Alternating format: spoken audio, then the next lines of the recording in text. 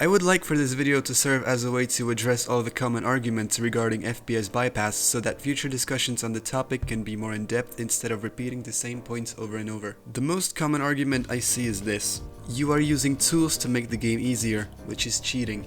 You don't nerf the level, the hitboxes are the same, the speed is the same, the level looks the same, etc.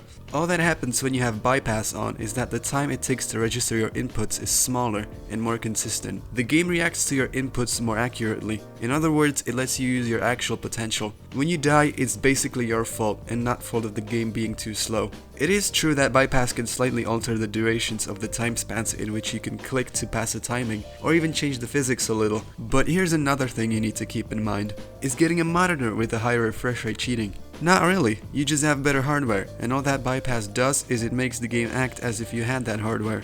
The only difference is that bypass is significantly more affordable.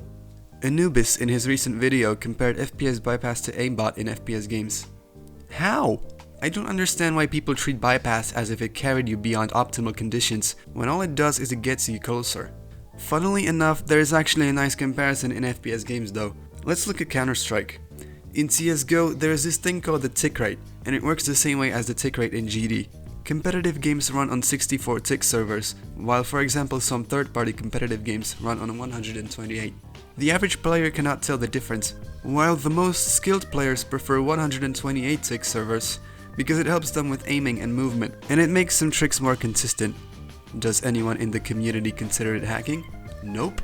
Here's another comparison, one that might be a bit more familiar. Optifine.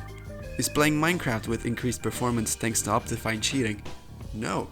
Anyway, now I'd like to address the opinion some people have, that those who use bypass are missing the point of the game, or that they only do it to get list points more quickly, which makes levels get harder unnecessarily quickly.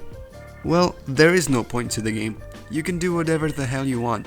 And some people want to beat the hardest levels that they can, and we might as well let them not have to deal with input delay. Saying that people should play with this input delay is like suggesting that people should be lagging because it's part of the experience.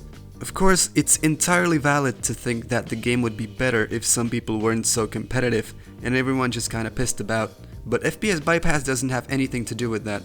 It's an interesting topic for discussion though.